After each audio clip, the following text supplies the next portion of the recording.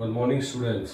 ઘણા બધા દિવસો પછી આજે ફરી પાછો આપણો ક્લાસ શરૂ થયો છે. તમારી જે પરીક્ષા થઈ એ તમે બધા સારી રીતે આપી હશે અને આપણે જે રાસાયણિક બંધન અને અણુના આકાર ને અણુની રચના અંગેનું જે પ્રકરણ આપણું ચાલતું હતું એમાં આકાર વિશે આપણે આજે વાત કરશું. તો સહસંયોજક બંધનો જે સદિશ ગુણ છે એને કારણે ઇલેક્ટ્રોન યુગ્મની જે ગોઠવણી થાય એને આધારે અણુના નિશ્ચિત આકાર બને છે. તો અણુનો આકાર જે છે એ મુખ્ય પરમાણુ સાથે, જેને આપણે મધ્યસ્થ પરમાણુ પણ કહીએ છીએ, એની સાથે અન્ય કેટલા પરમાણુઓ જોડાયેલા હોય, બરાબર. પછી મધ્યસ્થ પરમાણુ પર બંધકારક ઇલેક્ટ્રોન કેટલા છે, અબંધકારક ઇલેક્ટ્રોન કેટલા છે, ત્યાર પછી એનો બંધકોણ કેટલો છે, સંકરણ કયા પ્રકારનું છે, આ બધી બાબતોથી અણુનો આકાર નક્કી થાય છે. સામાન્ય રીતે મધ્યસ્થ પરમાણુ પર અબંધકારક ઇલેક્ટ્રોન ન હોય તો અણુનો આકાર નિયમિત હોય છે, કારણ કે જે ઇલેક્ટ્રોનની ભાગીદારી થાય એમાં એ ભાગીદારી થયેલા ઇલેક્ટ્રોન વચ્ચે અપાકર્ષણ થાય છે. જો અપાકર્ષણ વધુ હોય તો આકાર અનિયમિત બને. એટલે બંધકારક ઇલેક્ટ્રોનને આપણે બોન્ડિંગ પેર કહીશું અને અબંધકારક ઇલેક્ટ્રોનને આપણે લોન પેર કહીએ. તો બોન્ડિંગ પેર અને બોન્ડિંગ પેર વચ્ચેનું જે અપાકર્ષણ હોય એ સામાન્ય રીતે ઓછું હોય. પછી બોન્ડિંગ પેર અને લોન પેર વચ્ચેનું આકર્ષણ જે હોય એ આ લોકોના કરતાં, આ બે કરતાં અહીંયા વધારે હોય. અને લોન પેર વચ્ચે જે અપાકર્ષણ થાય એ સૌથી વધારે થાય. એટલે જ્યારે આ ટાઈપનું લોન પેર હોય તો આકાર અનિયમિત થવાની શક્યતા છે.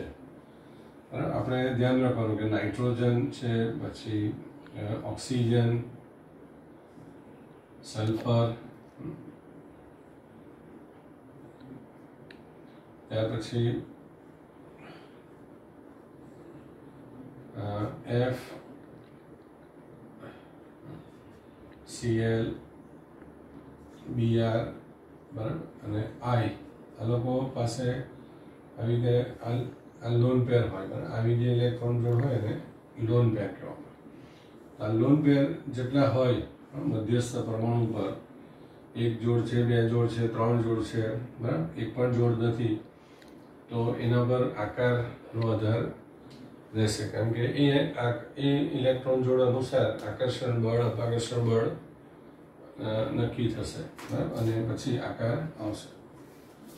તો અત્યારે આપણે જે પહેલાં આપણે વાત કરીએ છીએ એમાં એવા પરમાણુની વાત કરીએ જેમાં બધા જ ઇલેક્ટ્રોન મધ્યસ્થ પરમાણુ પર બંધકારક ઇલેક્ટ્રોન જોડ હોય. એટલે બોન્ડેડ પેર જેના પર હોય એવા જ અણુની આપણે વાત કરીશું. બરાબર. દાખલા તરીકે BeF2 અણુની આપણે વાત કરીએ. BeF2 છે, BeCl2 છે, BeI2 છે, બરાબર. તો મધ્યસ્થ પરમાણુ બેરિલિયમ છે, એને આપણે A તરીકે બતાવશું, અને અન્ય બે પરમાણુ જોડાયા છે એટલે AB2. એટલે સામાન્ય રીતે એને લખવું હોય તો આપણે AB2 કહીશું, બરાબર. હવે બેરિલિયમ પાસે આ રીતે બે યુનિટ ઇલેક્ટ્રોન હોય અને બે Cl કે બે F સાથે એ ભાગીદારી કરે આ રીતે બનાવે. એટલે તમારે યાદ રાખવાનું કે મધ્યસ્થ પરમાણુ સાથે જો બીજા આ A એટલે મધ્યસ્થ પરમાણુ, આ બરાબર, એની સાથે બીજા બે જોડાયેલા હોય તો અણુનો આકાર, બરાબર, એટલે આ જે Be અને F કે Be અને Cl વચ્ચેનો જે બંધ હોય એ બંધકોણ 180 ડિગ્રીનો હોય. એટલે એને કારણે એનો આકાર જે છે એ રેખીય હશે. એટલે તમારે હવે યાદ રાખવાનું કે મધ્યસ્થ પરમાણુ એક સાથે બીજા બે જોડાયેલા હોય તો, અને આ રીતે આની ઉપર તમે જોઈ શકો કે આ LP જે કહેવાય લોન પેર એ આની પર એક પણ નથી, ભાગીદારીની પેર છે. એટલે આનો આકાર રેખીય રહેવાનો, બરાબર. આ ત્રણ અણુનો આકાર રેખીય હશે અને એ લોકોનું જે સંકરણ હોય તેને આપણે SP પ્રકારનું સંકરણ હોય. સંકરણ સિદ્ધાંત શું છે એ પછી તમને સમજાવીશું, પણ ટૂંકમાં તમારે સમજવું હોય તો એ રીતે સમજવાનું કે જે ઇલેક્ટ્રોનની ભાગીદારી કરે છે બેરિલિયમ, એ ઇલેક્ટ્રોનની ભાગીદારી એ એસ અને પી કક્ષકમાં રહેલા ઇલેક્ટ્રોન દ્વારા કરે છે, બરાબર. દાખલા તરીકે બેરિલિયમની ઇલેક્ટ્રોન્સના છે આ રીતે 1s2 2s2 2p0 છે. હવે જ્યારે એનો ઉત્તેજિત અવસ્થાની બતાવીએ તો આ એક ઇલેક્ટ્રોન આમાં આવશે તો જ એ બંધ બનાવવાનું, બરાબર. તો તમે જોઈ શકો કે આ જે બે ઇલેક્ટ્રોન આપણે બતાવ્યા એ આ એક એસ કક્ષકમાં છે અને એક પી કક્ષકમાં છે, એટલે તમારે બતાવવાનું કે એનું sp સંકરણ થાય. તો આ પહેલો આકાર થયો કે મધ્યસ્થ પરમાણુ સાથે બે પરમાણુ જોડાયેલા હોય તો આકાર રેખીય થવાનો. હવે આ રીતે AB3 પ્રકારનો અણુ હોય એટલે કે આપણે લઈએ BF3, તો B એટલે આ A અને 3 B જોડાયેલા છે એટલે કે 3 F જોડાયેલું છે. તો B પાસે આવી રીતે 3 ઇલેક્ટ્રોન હોય અને 3 F એની સાથે આ રીતે જોડાયેલા હોય, તો 3 F આ રીતે ભાગીદારી કરે. હવે F ઉપર અબંધકારક ઇલેક્ટ્રોન છે પણ એ નહીં જોવાનું, આપણે આના પર જોવાનું. મધ્યસ્થ પરમાણુ પર એક પણ અબંધકારક ઇલેક્ટ્રોન નથી, તો આ રીતે એક સાથે 3 જોડાયેલા હોય તો એ અણુ જે છે એમાં આ પ્રકારનો આકાર આવે અને આ જે ખૂણો હોય તે 120 ડિગ્રીનો હોય. એટલે BF3 છે, BCl3 છે, BBr3 છે, બરાબર, AlCl3 છે. આવા બધા જે અણુઓ છે એમાં મધ્યસ્થ પરમાણુ પર એક પણ ઇલેક્ટ્રોન અબંધકારક ન હોય અને ભાગીદારીવાળો જે ઇલેક્ટ્રોન હોય તો એ બધા અણુના આકાર આ તમે જોઈ શકો, એને ત્રિકોણીય સમતલીય આકાર કહેવાય, બરાબર. તો BF3 અણુનો PCl3, BBr3, BI3, AlCl3, AlBr3 આ બધાના આકાર ત્રિકોણીય સમતલીય છે. ત્યાર પછી આ CH4 NH4 plus PF4 minus, તો આ કાર્બન પાસે 4 ઇલેક્ટ્રોન. અચ્છા, B જે છે એમાં આપણે Z બરાબર 5 બતાવ્યું એટલે એની ઇલેક્ટ્રોન ગોઠવણી આ રીતે આવશે. હવે આમાંથી એક ઇલેક્ટ્રોનને આપણે પીમાં આવી રીતે મોકલશું, બરાબર. તો B પાસે 3 ઇલેક્ટ્રોન થયા. હવે તમે જુઓ કે એ જે 3 ઇલેક્ટ્રોન છે એક એસ કક્ષકમાંથી છે અને આ બે પી કક્ષકમાંથી છે, એટલે આ જે આગળ જે બતાવ્યું હતું BF3 ને બધાનું એમાં તમારે sp2 સંકરણ બતાવવાનું. એટલે જ્યારે ત્રિકોણીય સમતલીય આકાર હોય તો તમારો આકાર જે છે એ ત્રિકોણીય સમતલીય આવે. હવે કાર્બન છે તો કાર્બનના પરમાણુ ક્રમાંક 6 થવાનો, એટલે એની ઇલેક્ટ્રોન ગોઠવણી જો આપણે જોઈએ તો આ રીતે 1s2 2s1 2p1 અને 2p3 થવાનું. હવે એના જે 4 ઇલેક્ટ્રોન છે તો એક s માંથી છે અને 3 p માંથી છે, એટલે તમારે એના પરથી બતાવી દેવાનું કે આ બધાની અંદર જે સંકરણ આવવાનું એ sp3 પ્રકારનો હોય અને ખૂણો જે હોય તે 109 ડિગ્રી ને 30 મિનિટનો અથવા તો 109.5 ડિગ્રી એમ લખો તો પણ ચાલે. અને એનો આવા જે અણુ હોય એ બધાનો આકાર તમારું સમચતુષ્ફલકીય થશે. એટલે એક મધ્યસ્થ પરમાણુ સાથે બીજા 4 પરમાણુ જોડાયેલા અને મધ્યસ્થ પરમાણુ પર એક પણ અબંધકારક ઇલેક્ટ્રોન નથી જોયેલા, બરાબર. આ બધા ભાગીદારીવાળા ઇલેક્ટ્રોન છે, બરાબર. તો આ રીતે તો આ જે અણુ છે એનો આકાર આ પ્રમાણે સમચતુષ્ફલકીય થશે. એટલે મધ્યસ્થ પરમાણુ સાથે 4 પરમાણુ જોડાયેલા હોય એવા અણુનો આકાર સમચતુષ્ફલકીય થશે, બરાબર. તો આ જે ખૂણો હોય એ 109 ડિગ્રી ને 30 મિનિટ, આમ 28 મિનિટ આવે એક્ઝેક્ટલી, પણ આપણે 30 બતાવી દો તો ચાલે. એટલે સંકરણ આ જે કક્ષકો ઉપયોગમાં લેતી હોય ભાગીદારીમાં તે પ્રમાણે એ કક્ષકો ભેગી થઈને એક નવી સંકરણ કક્ષકો બનાવે. ત્યાર પછી આ મધ્યસ્થ પરમાણુ સાથે બીજા 5 પરમાણુ જોડાયેલા PCl5, PF5, AsCl5, SbF5 આવા કોઈ પણ હોય તો એનો આકાર ત્રિકોણીય દ્વિપિરામિડ થાય. અને એમાં ત્રિકોણીયના 3 ખૂણાનો 120 ડિગ્રી અને 2 પિરામિડના જે ખૂણા હોય તે આ રીતે 90 ના થાય. બરાબર, એટલે ધારો કે આ એ છે, આ 3B આ રીતે 120 ના ખૂણા પર જોડાશે અને 2 આવી રીતે 90 ના ખૂણા પર જોડાશે, 2B. એટલે આ જે આકાર હોય એને ત્રિકોણીય દ્વિપિરામિડ કહેવાનું. થોડું યાદ રાખવાનું, બરાબર. અને એમાં જે સંકરણ થાય એ sp3d પ્રકારનો હોય. બરાબર, હું તમને બતાવી દઉં કે p માં 15 ઇલેક્ટ્રોન છે તો 3s1, 3p3 અને 3d1.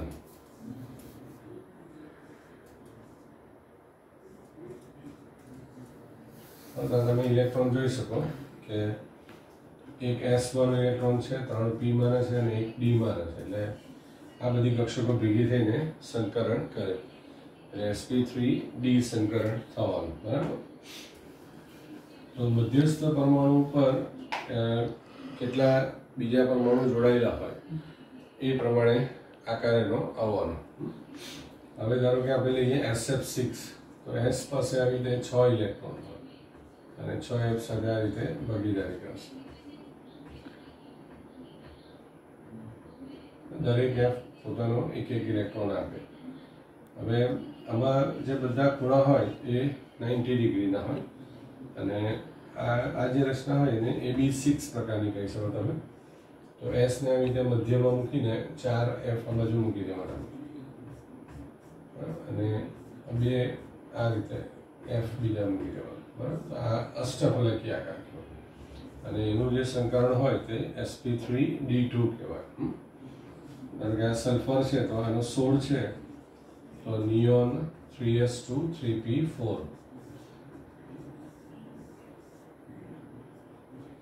બરાબર, અને આ ડી કક્ષકો છે 5 તો આ બેમાંથી એક ઇલેક્ટ્રોન આપણે ત્યાં મોકલી આપવાનું એટલે તો 6 ભાગીદારી થઈ શકે. બરાબર, હવે આ જે કક્ષકો છે તે એક s છે, 3p છે અને 2d છે એટલે sp3d2 સંકરણ છે એવું કહેવાય. SF6 છે, SCl6 છે, SBr6 છે, SEF6 છે, SECl6 છે. આવા બધા ઉદાહરણો તમે આપી શકો એમાં. તો અત્યારે જે તમને વાત કરી એ બધા મધ્યસ્થ પરમાણુ ઉપર એક પણ અબંધકારક ઇલેક્ટ્રોન ન હોય ત્યારની વાત છે. હવે મધ્યસ્થ પરમાણુ પર અબંધકારક ઇલેક્ટ્રોન હોય તો શું થાય તેની વાત કરીએ આપણે. તો ધારો કે આપણે લઈએ NH3. હવે NH3 માં N પાસે આવી રીતે 5 ઇલેક્ટ્રોન છે એટલે તમે હવે જોઈ શકો કે અત્યાર સુધી આપણે જે વાત કરી એમાં કોઈ અબંધકારક ઇલેક્ટ્રોન આવતા ન હતા. હવે અહીંયા આગળ એક અબંધકારક ઇલેક્ટ્રોન આવી ગયું. હા, હવે આ 3H એની સાથે ભાગીદારી કરી દે. બરાબર, એટલે અહીંયા તમે જુઓ કે આ લોન પેર પણ છે અને આ બોન્ડેડ પેર પણ છે. હા, એટલે આપણે આ N એટલે E, B 3 છે એટલે A3H છે એટલે B3. હવે આ એક લોન પેર છે ને એટલે આપણે તમારે AB3E એવું કહેવાનું. એટલે એક પરમાણુ સાથે 4 જોડાયેલા છે પણ 3 પરમાણુ છે ને એક લોન પેર છે. બરાબર, આ 1, 2, 3 અને આ એક લોન પેર. એટલે આપણે આગળ ભણ્યા તે પ્રમાણે જો આપણે ગોઠવણી જો જોઈએ તો આ રીતે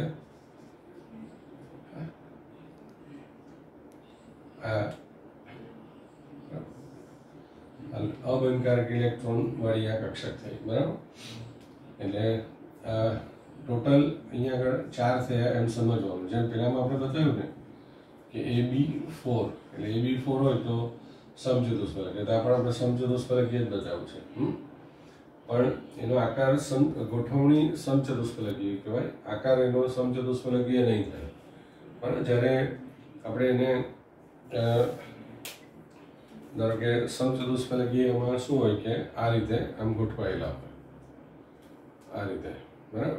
આ પ્રમાણેનું સમચતુષ્ફલકીય રચના આવશે, બરાબર. હવે આ જે છે એ આ પેલા લોન પેર વાળો છે, એટલે હવે જ્યારે એનો શું કરવામાં આવે કે એક્સરે પાડવામાં આવે, બરાબર. આ રીતે આ વચમાં એ છે, આ 1 2 ને 3 બી છે ને આ આપણો લોન પેર વાળો ઇલેક્ટ્રોન છે. જ્યારે એનો એક્સરેથી આ આકાર જોવામાં આવે ને ત્યારે શું થાય કે આ લોન પેર વાળું જે હોય ને તે દેખાય નહીં, એટલે આકાર આપણે ગોઠવણી સમચતુષ્ફલકીય બતાવવાની, પણ આકારમાં આ રીતે આકાર એનો આવશે આ પ્રમાણે, બરાબર. આમ 3 સમજવાનું તમારે. અને આ ચોથું આ ઉપર જે છે તે, પણ ચોથું જે છે તે દેખાય નહીં, એટલે આકારમાં આ નહીં આવશે, એટલે આવો આકાર આવે. તો આ જે આકાર છે તેને આપણે કોણીય આકાર કહી શકીએ. કોણીય નહીં પણ પિરામિડ આકાર કહેવાય, શંકુ આકાર કહેવાય, બરાબર. જે આઈસ્ક્રીમનો કોન હોય ને એને આપણે આમ જ્યારે ઉલટો કરી દઈએ તો એવો આકાર આનો થાય, બરાબર. એટલે NH3 અણુ છે તો એનો આકાર આ જે અબંધકારક ઇલેક્ટ્રોન હોય એને કારણે બદલાઈ જાય, બરાબર. અને એ થાય. અને બીજું કે આ એક સાથે 4 જોડાય તો આપણે જોયું કે ખૂણો 109 ડિગ્રી ને 30 મિનિટનો હોય, પણ આ અબંધકારક ઇલેક્ટ્રોનની અપાકર્ષણ અસર કહેવાય ને, જેને આપણે આમ અંગ્રેજીમાં કહું તો VSEPR થિયરી કહેવાય, વેલેન્સ સેલ ઇલેક્ટ્રોન પેર રિપલ્સન, બરાબર. સંયોજકતા કક્ષામાં રહેલા ઇલેક્ટ્રોનનું અપાકર્ષણ સિદ્ધાંત. તો આ જે ભાગીદારીની આ ઇલેક્ટ્રોન જોડ અને આ લોકો વચ્ચે શું થાય, અપાકર્ષણ થાય, અને ખૂણો જે છે 109 ડિગ્રીથી 160 ડિગ્રી થઈ જાય, બરાબર. અને આ તમારું દેખાય નહીં, એટલે આકાર આપણે એને શું કહેવાનું, પિરામિડ આકાર કહેવાય, અથવા તો શંકુ આકાર, બરાબર. કોન હોય ને એના જેવો આકાર કહેવાય. એટલે મધ્યસ્થ પરમાણુને લીધે આ આકાર આપણો બદલાઈ ગયો, બરાબર. હવે હું તમને બીજું એક ઉદાહરણ આપું એટલે એના પરથી તમને વધારે સમજ પડશે. ધારો કે તમને પૂછે કે ભાઈ H2O નો આકાર સમજાવો. O પાસે આવી રીતે શું છે કે બરાબર 6 ઇલેક્ટ્રોન છે, એમાંથી 2 ઇલેક્ટ્રોનની શું કરે કે ભાગીદારી કરે. હવે O એટલે A થયું, 2 જોડાય એટલે B2, અને આ 1 અને 1 2 એટલે 2 લોન પેર છે, એટલે આપણે એને કહેવાનું AB2E2 કહેવાય. E એટલે ઇલેક્ટ્રોન પેર, બરાબર. એટલે 2 ઇલેક્ટ્રોન પેર છે, એટલે B2 એટલે તમારે એમ સમજવાનું કે એ સાથે ટોટલ 4 જોડાયેલા છે, બરાબર. આ બંનેનો ગણી લેવાનું. એટલે એક સાથે 4 જોડાયેલા હોય તો ફરી પાછું જે આકાર હોય એ પેલા ગોઠવણી જે હોય તે સમચતુષ્ફલકીય કહેવાય. એટલે 2 બી જોડાયેલા છે અને આ 2 ઈ છે, બરાબર. એટલે ઈને આપણે શું કહેવાનું કે આ રીતે આ 2 ઈ થઈ ગયા, બરાબર. AB2E2, બરાબર. હવે અહીંયા જે છે ફરી પાછું ગોઠવણી સમચતુષ્ફલકીય થઈ, બરાબર. એટલે અહીંયા જે ખૂણો છે તે પાછો 109 ડિગ્રી ને 30 મિનિટનો થવો જોઈએ, પણ આ NH3માં શું હતું કે એક જ પેલી લોન પેર હતી, અહીંયા જે ખૂણાનું જે સંકોચન થયું ને તે ઓછું થયું ને 160 ડિગ્રી થયું. અહીંયા શું છે કે 2 લોન પેર છે, એટલે આ ખૂણાનું સંકોચન વધારે થાય ને 104 ડિગ્રી ને 30 મિનિટ થઈ જાય. એટલે H2O જે છે એનો આકાર ગોઠવણી સમચતુષ્ફલકીય, બરાબર. આ રીતે મધ્યસ્થ પરમાણુ સાથે 4 આ પ્રમાણે જોડાઈ જવાના. હવે આ જે મેં ઉપર હું બતાવું છું, હા, એ બંને લોન પેર છે, એટલે ઈ ને ઈ છે. તો આ 2 જ્યારે એક્સરેથી આકાર જોવામાં આવે ત્યારે ઉપરનું પેલું 2 દેખાય નહીં, હા. એટલે આકારમાં વચ્ચે A છે અને આ 2 B છે, એટલે AB2 થયું, AB2E2. E2 આકારમાં દેખાય નહીં, એટલે H2O જે છે આમ કોણીય હોય, બરાબર. એક સાથે 2 જોડાયેલા હોય તો આમ સીધા રેખીય આકાર હોવો જોઈએ, જે આપણે BeF2 ને એમાં જોયું. પણ એ શું થાય, ઇલેક્ટ્રોનની અપાકર્ષણને કારણે કક્ષકો આમ વળી જાય, એટલે H2O નો આકાર છે તે તમે વળેલો એવું પણ કહી શકો, બેન્ટ થઈ ગયો, બરાબર. અથવા તો કોણીય આકાર કહેવામાં આવે, બરાબર. એટલે જ્યારે એનો આપણે આકાર જોઈએ ત્યારે આ બે જે છે એમાં દેખાશે નહીં, એટલે આ O અને આ બે H એટલે H2O થાય. બરાબર. તો આપણું જે CH4 હતું, તો CH4માં શું હતું કે એક પણ અબંધકારક હતા નહીં, એટલે એમાં ખૂણો જેટલો હોય એટલો જ રહે.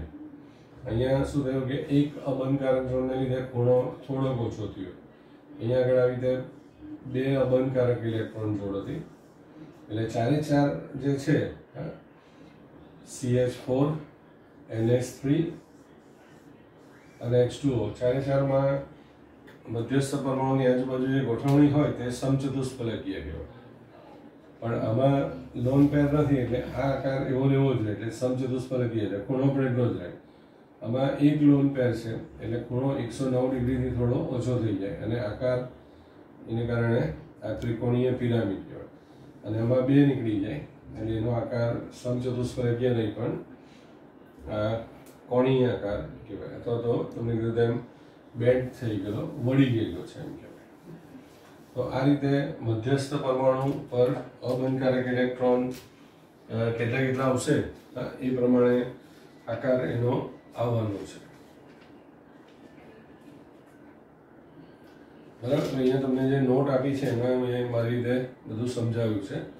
આ રીતે એના આકાર જે છે એ જુદા જુદા અણુના આકાર કેટલા આવે, ખૂણો કેટલો આવે એ બધી વાતો કરી છે. અને જે મધ્યસ્થ પરમાણુ ઉપર અબંધકારક ઇલેક્ટ્રોન હોય તો એનો આકાર કેવો આવે એ પણ તમને બતાવ્યું. બરાબર. બીજા બે ત્રણ ઉદાહરણ હું તમને બતાવું. ધારો કે તમને આપ્યું છે SF4 આપ્યું છે.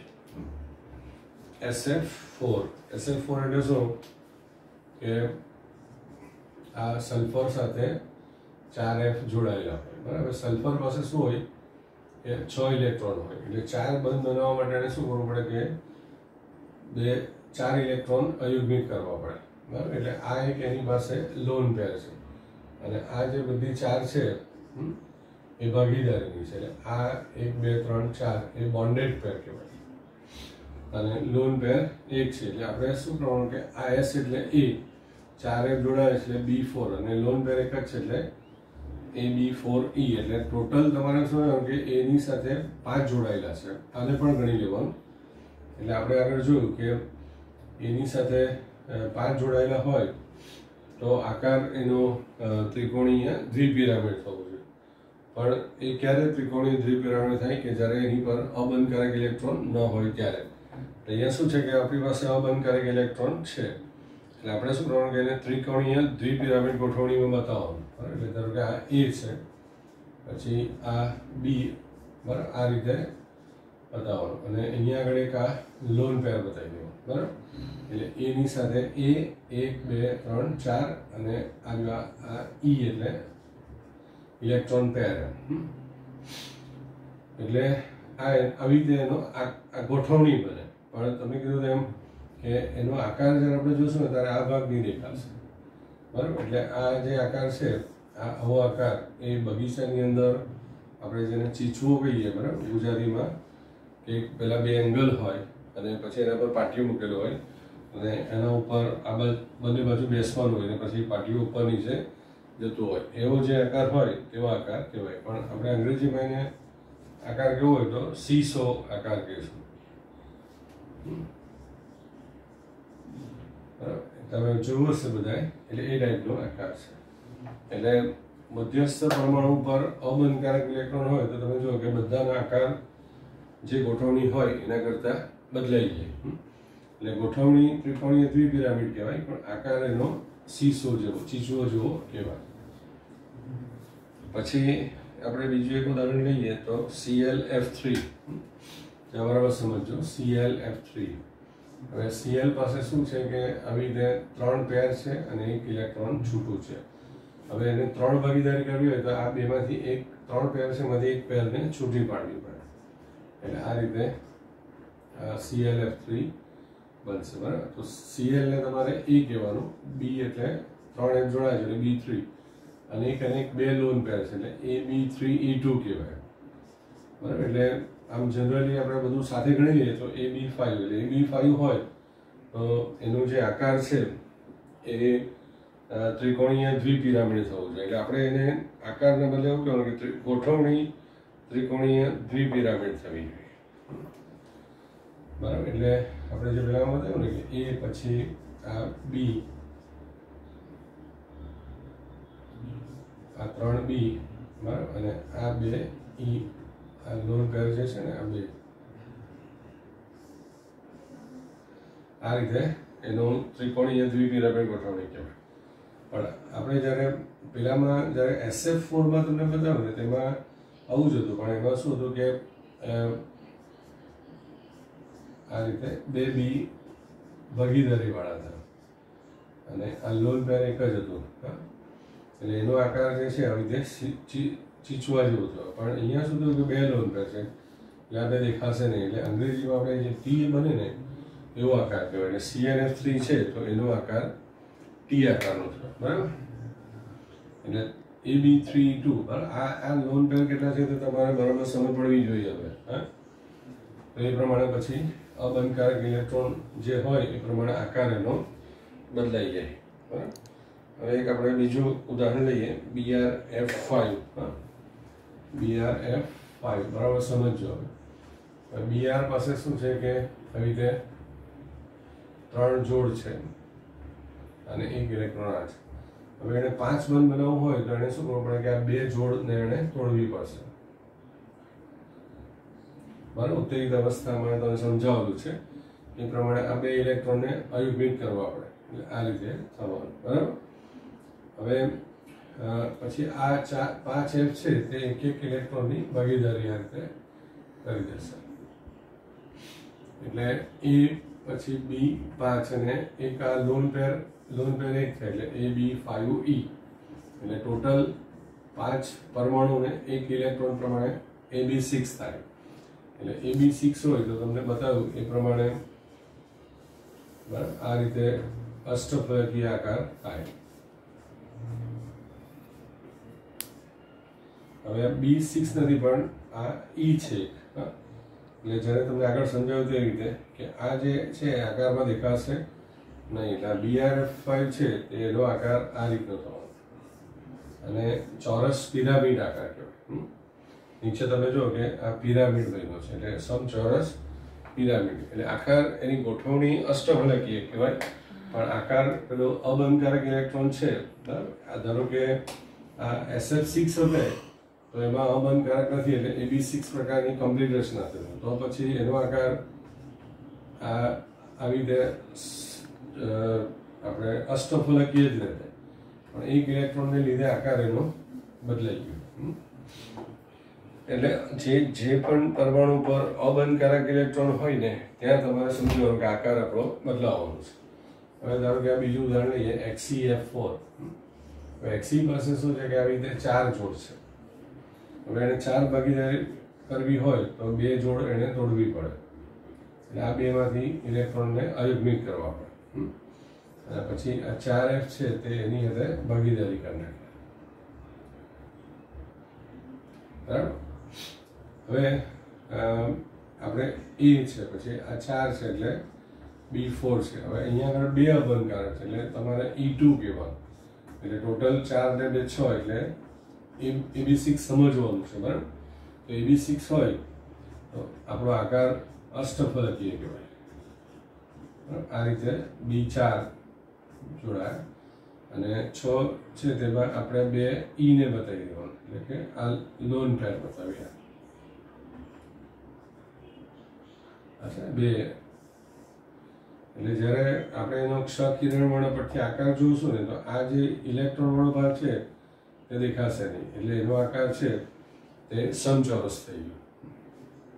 એટલે XeF4 છે તો એમાં મધ્યસ્થ પરમાણુ સાથે ભલે 4 જોડાયેલ હોય પણ એનો આકાર સમતલીય ચોરસ હોય. એટલે આમ મધ્યસ્થ પરમાણુ સાથે અબંધકારક ઇલેક્ટ્રોન ન હોય ને 4 જોડાયેલા હોય તો એનો આકાર સમચતુષ્ફલકીય પણ એનો આકાર તમારે સમચોરસ કહેવાશે. બરાબર. તો આ રીતે આજે મેં તમને સમજાવ્યું અબંધકારક ઇલેક્ટ્રોનની મદદથી એને VSEPR સિદ્ધાંત કહેવામાં આવે. આપણી બુકની અંદર પણ આ 2 આકૃતિઓ આપેલી છે. આ બાજુ જે છે એમાં મધ્યસ્થ પરમાણુ પર અબંધકારક ઇલેક્ટ્રોન નથી, એટલે બધા ભાગીદારીવાળા ઇલેક્ટ્રોન હોય એ રીતનું છે. પછી આ બધા અબંધકારક ઇલેક્ટ્રોન હોય તો કેવો આકાર આવે તેની વાતો છે. એટલે આ તમે સમજાવ્યું પછી આમાં પણ તમે જોશો ને તો તમને ખબર પડી જશે. અને જે લોન પેર વાળું બતાવ્યું હોય ને તે તમારે આકારમાં પછી જોવાનું નહીં એમ. તો એ તમે બરાબર સમજી શકશો.